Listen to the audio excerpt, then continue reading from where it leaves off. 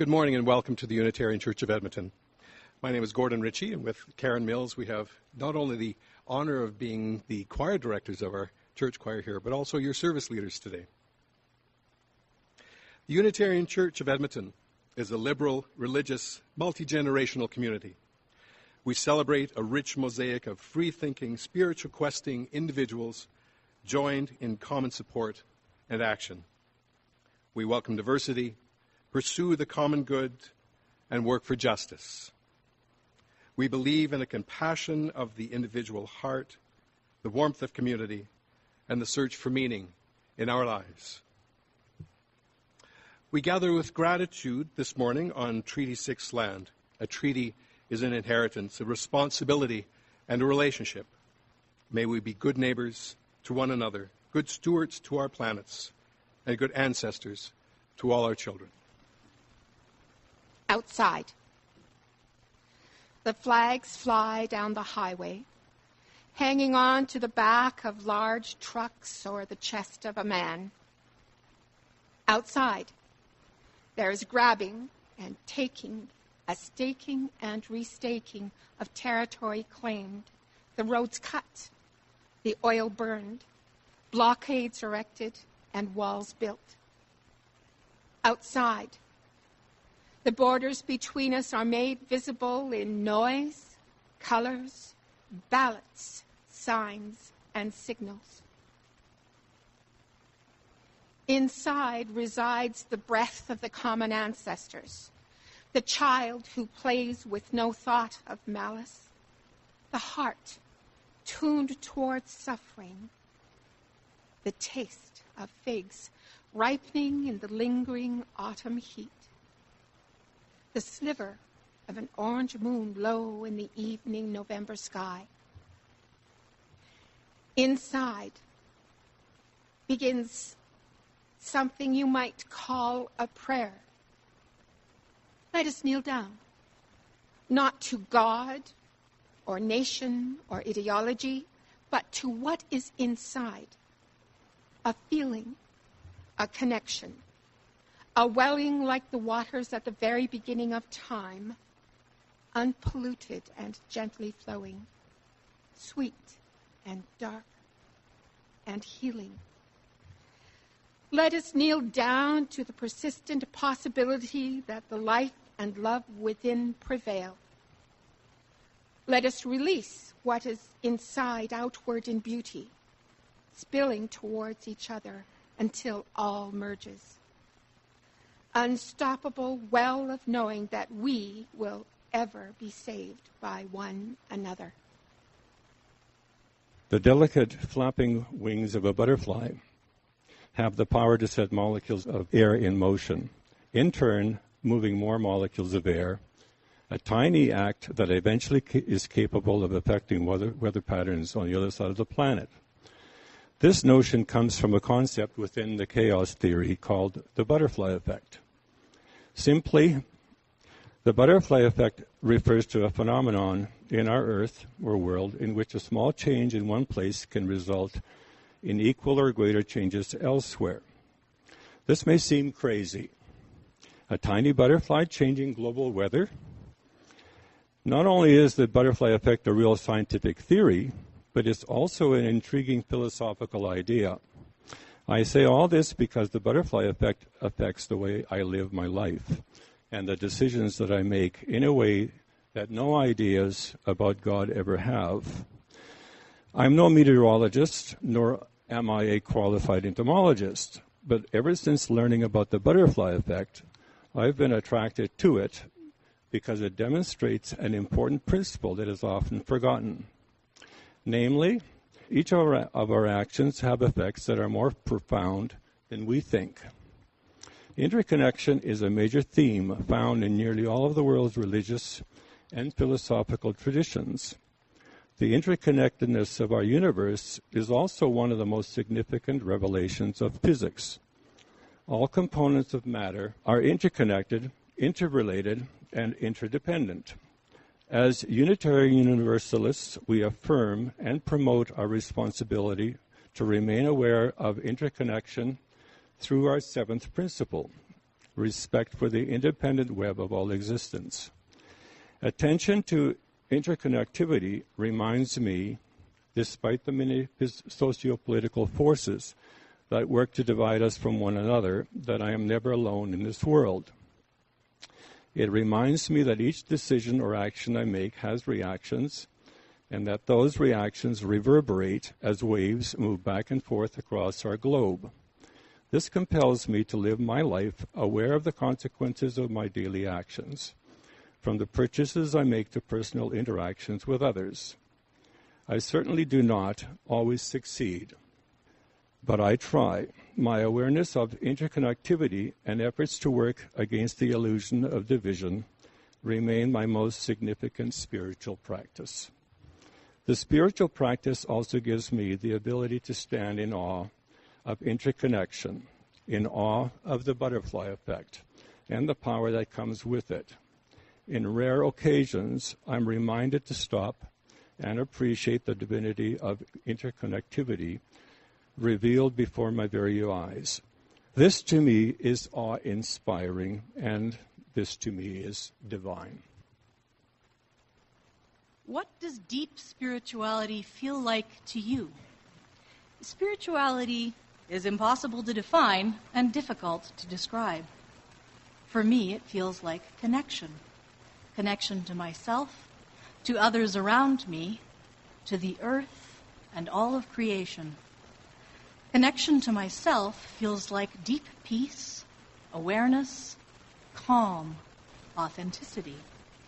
Connection to others feels like compassion, community, acceptance, and enduring love. Spirituality is not an idea, it is an experience. When I experience connection, dividing lines disappear. Inner conflict gives way to integrity. The line that separates my individuality from others fades. We become one. I find connections with my deepest self in times of solitary practice and reflection. I find connection with others in community, often in worship. All the great spiritual traditions teach this.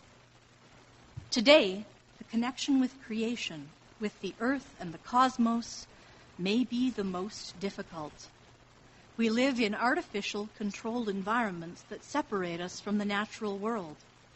More than humans in any other time, we live separated from the natural world, the world from which we emerged and that sustains our lives. We so very much need to experience our world. We need to let go of controlling our world and allow ourselves to become one with it. We find ourselves when we lose ourselves. May we connect, really connect. When we do, it changes everything.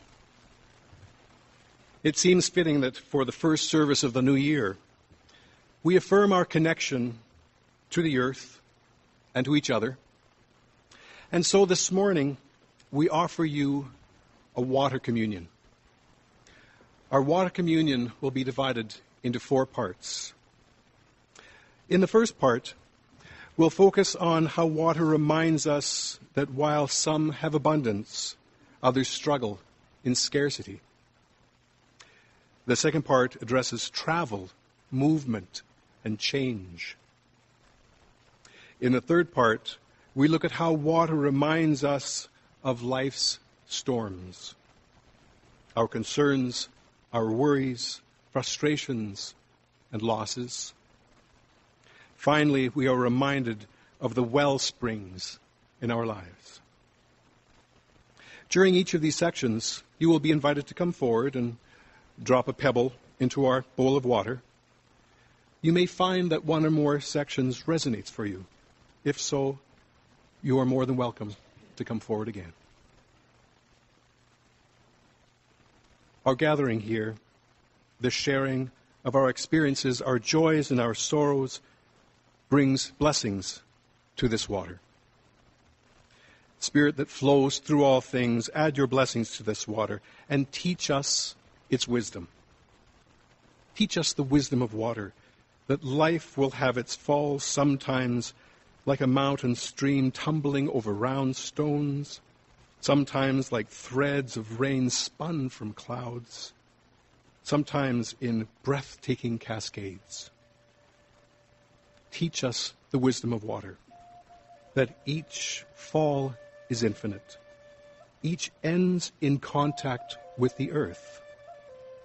May we remember that we in this community are the earth for each other. We cushion each other's falls, lessening the impact, supporting one another in hard times. We are the ground of blessed community. Teach us the wisdom of water, that we will rise again from each fall, sometimes like mist breathed from neighborhood trees, sometimes like a geyser shouting from the earth. Spirit of life and loving, may you be with us as we move together through life, nourish us in dry times, and flow into us the simple abundance of life, loving, peace, and compassion. May it be so. Amen. Blessed be. And so we begin. Part 1. Drought. We live in a community where we have access to safe and affordable water. But there are those throughout the world where that is not possible.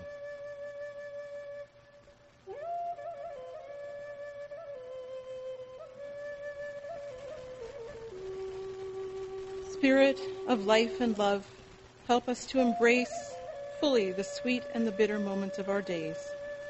Help us to treasure the times of abundance and to find meaning in the times of emptiness. Help us in our abundance to reach out to those who hunger, and help us in our times of hunger to admit our needs and to accept the caring hand of our neighbor. If you are needing to find meaning and support in a time of emptiness, or know someone who does, I invite you to come forward now and drop a stone into the bowl of water.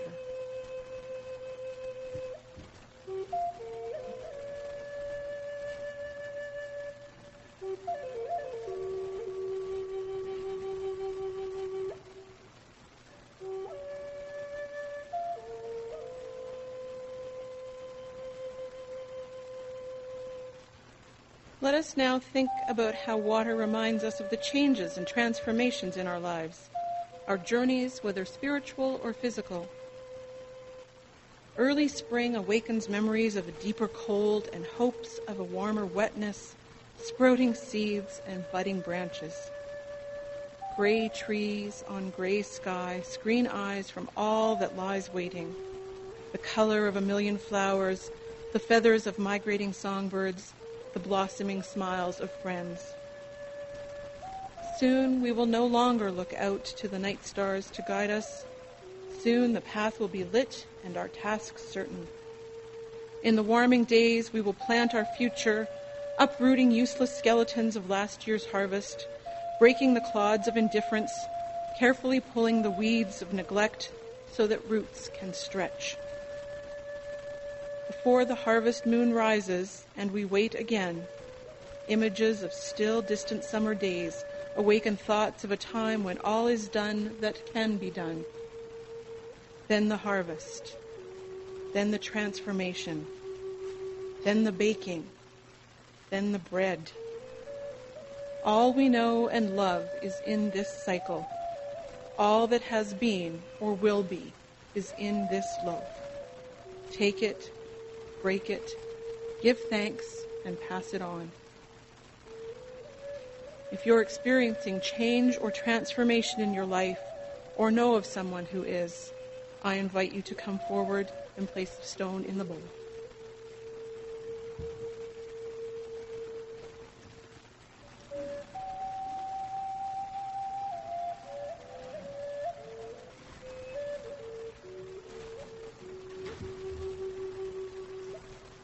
The water of storms.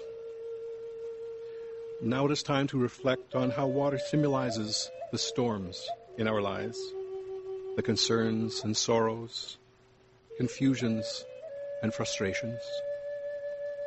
allow this vessel to be one of receiving and healing as it absorbs your storm. If you have a concern, a sorrow, find yourself confused or frustrated, I invite you forward now.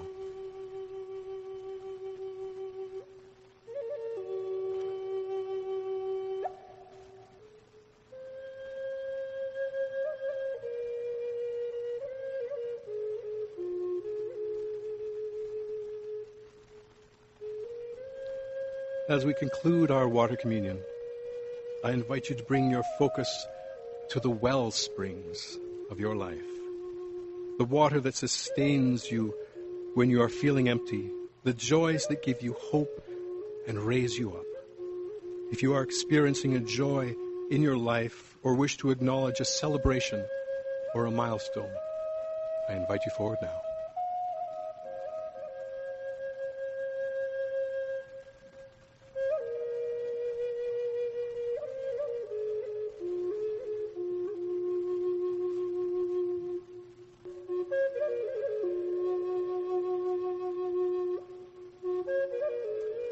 May the love that gives to life its beauty, the reverence that gives to life its sacredness, the reverence that gives to life its sacredness, and the purposes that give to life its deep significance, be strong within us and lead us into ever-deepening relationships with all of life. Amen, and blessed be.